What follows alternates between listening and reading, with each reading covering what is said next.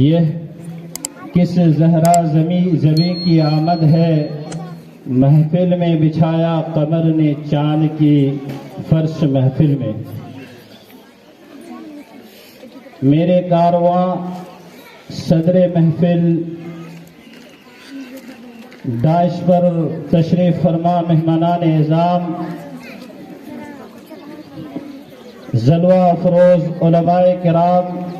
دانشوران قوم و ملت، حاضرین مجلس اور عزیزی طالبات، حاضرین محترم، آج کا دن ہم سب کے لیے عموماً اور خصوصاً اہل جھاپا والوں کے لیے یقیناً فرحت بخش روح پرور دن ہے کہ آج کا دن کس قدر سہانا، باد نصیب خوشبوؤں سے لبریز ہے، جس نے شام جان کو معطر کر رکھا ہے اور روح کو ایک نئی حیات، حرکت، حرارت، نئی زندگی اور توانائی دے رکھی ہے۔ تمام لوگوں کے چہرے پہ مسکراہٹ اور خوشی کی لہر ہے، سب کے دل میں امنگ ہے، حوصلہ اور جذبات سے سرشار ہے، موسم بھی خوشگوار ہے، ماحول سازگار ہے، فضا معطر ہے اور قلب و روح کو سکون اور قرار ہے،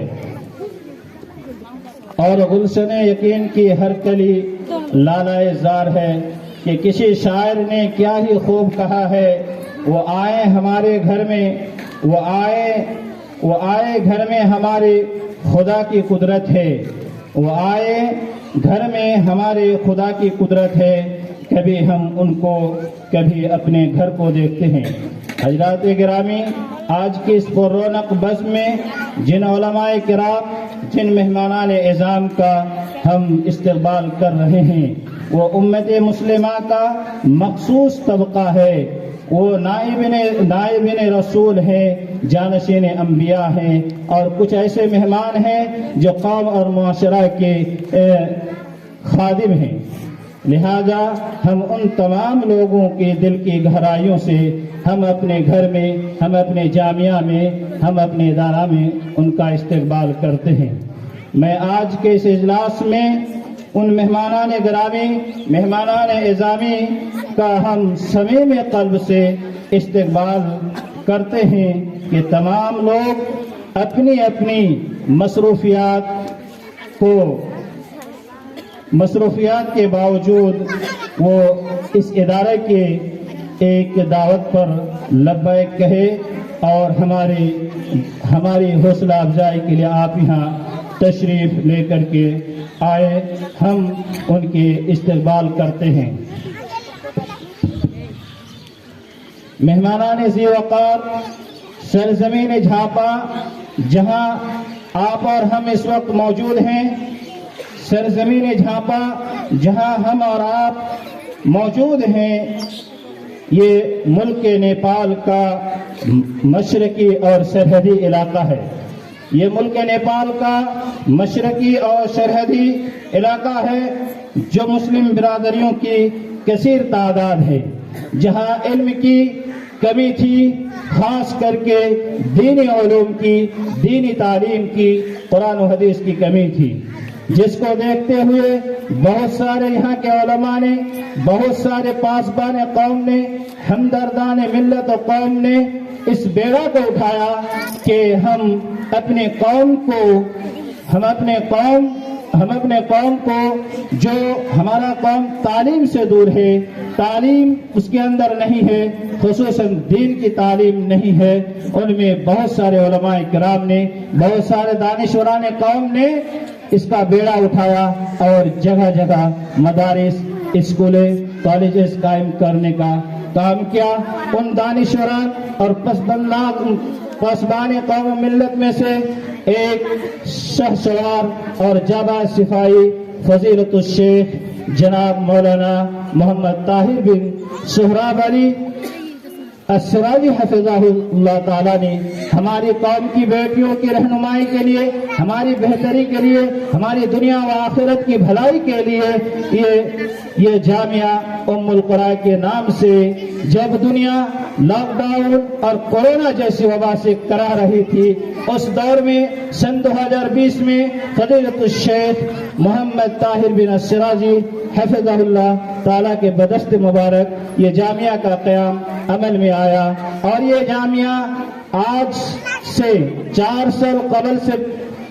साल कबल से हम अपने कौम की बेटियों की खिदमत कर रहे हैं, जिसमें दर्जनों ऐसे आलिमा हैं जो यहाँ से फारिग होकर के गई है और समाज में, माशरा में दीन और दुनिया की इस्लाह में काम कर रही है।